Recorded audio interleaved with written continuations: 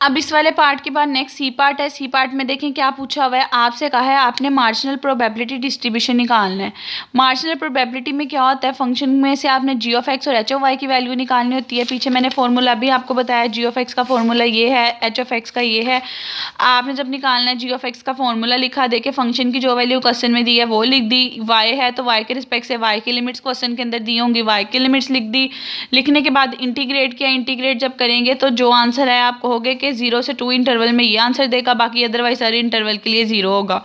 तो ये एक पार्ट हो गया। इसी तरह जब आपने उसका second part H of Y वाला निकालना है, उसका फॉर्मूला लिखा, वहाँ देखा था कि एक्स है तो एक्स की जो क्वेश्चन में लिमिट दिया वो लिखेंगे, उसको इंटीग्रेट करेंगे, करने के बाद एट द एंड ये आंसर आएगा। आप कहोगे इस इंटरवल पे ये है और एल्स पे ये 0 है, तो ये आपके पास मार्जिनल में चेंज हो जाएगा। उसके बाद जब कंडीशनल निकालना है, इसका कंडीशनल निकालना भी बहुत ईजी है। कंडीशनल का फॉर्मूला लिखना है आपको, डी पार्ट में कहा है दोनों कंडीशनल्स निकालें।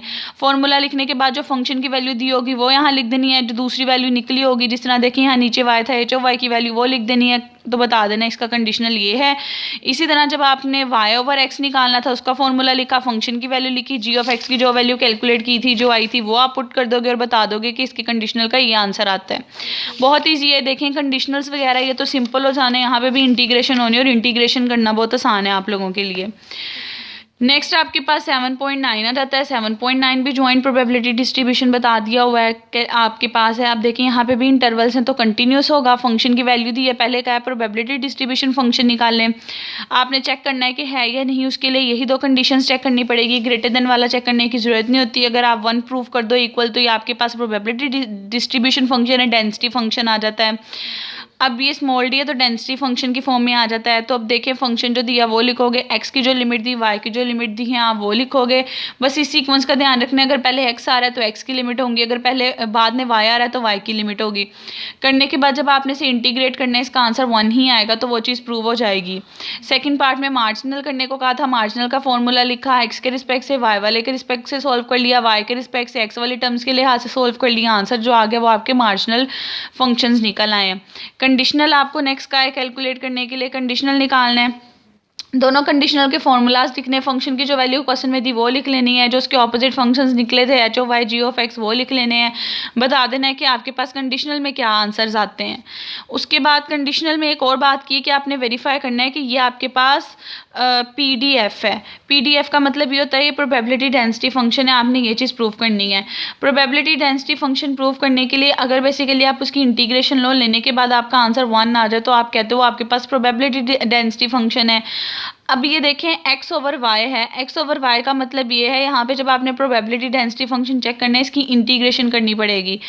अब जो ऊपर टर्म आ रही है वेरिफिकेशन में लिमिट्स उसकी यूज़ करते हो, ऊपर टर्म एक्स आ रही है तो जो एक्स की लिमिट्स यहाँ दी जाएंगी आप वो इसके अंदर पुट करोगे। जो ये फंक्शन का फॉर्मूला था वो वाला फॉर्मूला लिखोगे, इंटीग्रेशन करोगे, जब लिमिट पुट करोगे, अगर एट द एंड आपका आंसर 1 आएगा तो वेरिफिकेशन हो जाएगी, अदरवाइज नहीं होगी। जब आप इसको सॉल्व करके देखोगे तो ये 1 ही आएगा, तो आप कहोगे ये आपके पास यूनिवेरिएट डेंसिटी फंक्शन है, क्योंकि इसमें सारे का सारा काम एक्स ओवर वाई के रिस्पेक्ट से हो रहा है।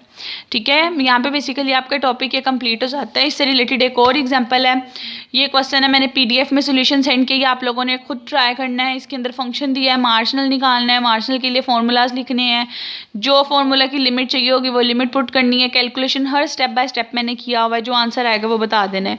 इसी तरह सेकंड मार्जिनल भी आप लोगों ने निकाल लेना है, आप लोगों से इजीली होगा, बिल्कुल लास्ट क्वेश्चन की तरह। सेकंड पार्ट में कंडीशनल्स का है, कंडीशनल्स के फॉर्मूलाज लिखने हैं, जो जो वैल्यूज होंगी फंक्शन की निकाली वो जस्ट पुट करनी है, आपका आंसर आ जाएगा। थर्ड वाले में कहा चेक करें इंडिपेंडेंट है ये नहीं, इंडिपेंडेंट का फॉर्मूला लिखना है। आप जब सारे फंक्शंस की वैल्यू पुट करोगे left hand side right hand side के इक्वल आ जाएगी, आप कहोगे कंडीशनल भी प्रूव हो गया है। और फिर ये मैंने नोट में यही बात लिखी है कि डिस्क्रीट में बेसिकली सम होता है, कंटिन्यूस में इंटीग्रेशन आ रहती है। तो यहाँ पे बच्चों आप लोगों का जो कंटिन्यूस रैंडम वेरिएबल है इसका टॉपिक भी कंप्लीट हो जाता है। ठीक है, अब आप लोग आज का लेक्चर सुने, नेक्स्ट लेक्चर में इंशाल्लाह मैथमेटिकल एक्सपेक्टेशन स्टार्ट करेंगे। आप लोगों को अगर किसी स्टेप में कोई प्रॉब्लम है तो पूछ लें, फिर हम वो डिस्कस कर लेते हैं।